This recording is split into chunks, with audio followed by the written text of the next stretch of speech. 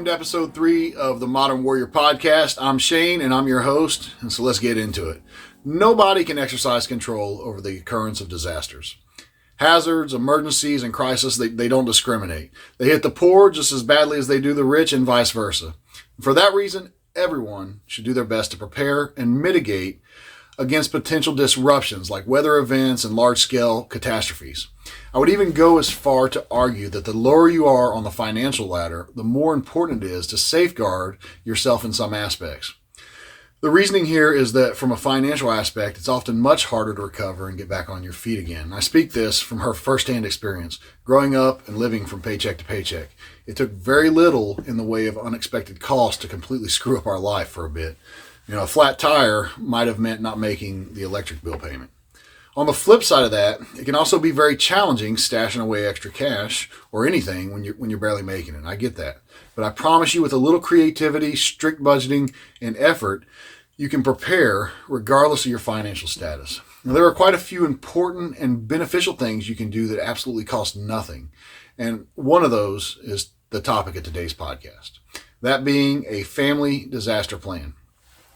A family disaster plan is a great start to reducing the chaos that occurs when an unfortunate event transpires.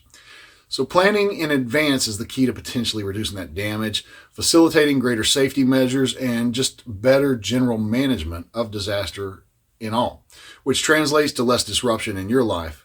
So whether the event is natural or man-made, it doesn't matter. You need to start this off by gaining knowledge of your risks. So the first step to creating such a plan is the acquisition of complete knowledge regarding all the disasters that could occur in your area. So to get that information on this, there's various, all these various disasters. You can always arrange a meeting with representative of your local Red Cross, your local emergency management agency, and depending on where you're at, various other groups that can address your questions.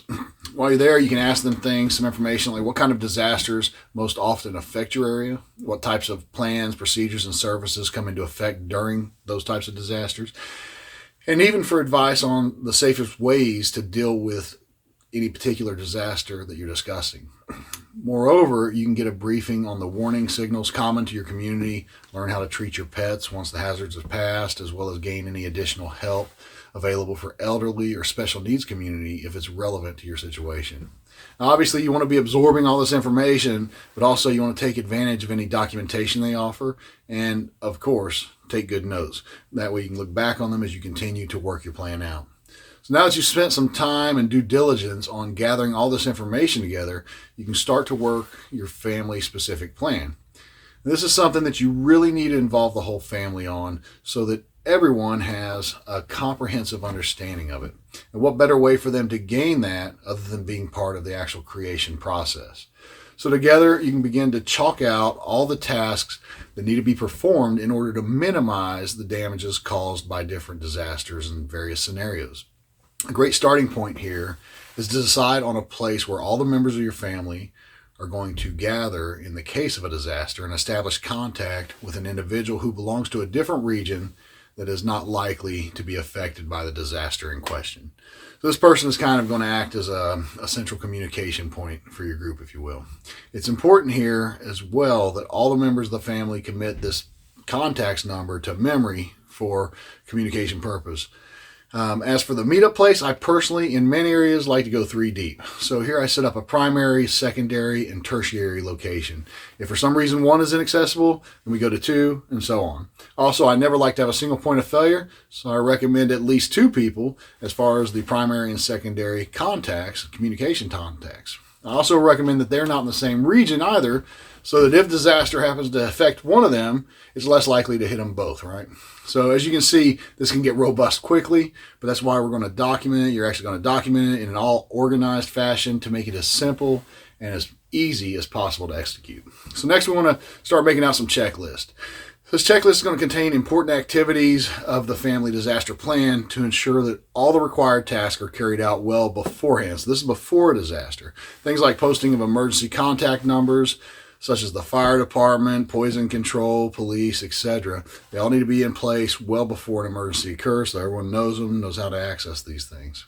It's important to make sure that you're including children, even if relatively young, so that they know what to do when a disaster occurs. For example, they need to know who to call and what to say if a disaster happens and somehow leaves them in a position of responsibility, i.e. mom and dad are trapped in fallen debris somewhere.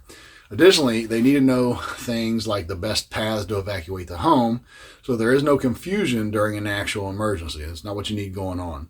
Your house needs to have a certain safe spots designated where the family can gather for safety. These can be somewhat dependent on the crisis. In my house, we have a specific area for natural type disasters that we gather due to the structural integrity, and we also have various roles and safe spots for home invasion scenarios as well. On the home invasion side, it allows me to have a small amount of confidence on where the family is located, so I'm minimizing my chances of bullet pass-through from my weapon hitting one of them. Like I said, small, but it helps. Likewise, I wouldn't choose to move in a direction that would place a criminal in the fire line of my family, if other options existed.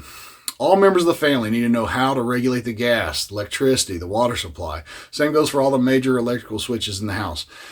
Bottom line, there is no guarantee in a disaster or crisis, but there are certainly measures that you can make and take to help better you and your family's odds. This has been just an overview of some of the larger points and steps in creating a family plan, and it should be enough to get you started in the right direction. I highly recommend making your plan both thorough and as simple as possible.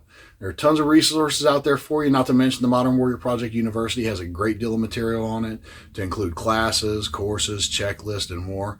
And outside of us, there's a plethora of government agencies that offer published material to help you along the way too. So if you don't already have a plan in place, I want to highly encourage you to start working one now. Constantly improve, refine, rehearse, and revisit it. It truly could make a difference of successful or tragic outcome if disaster hits your home. Until next time, ad victoriam.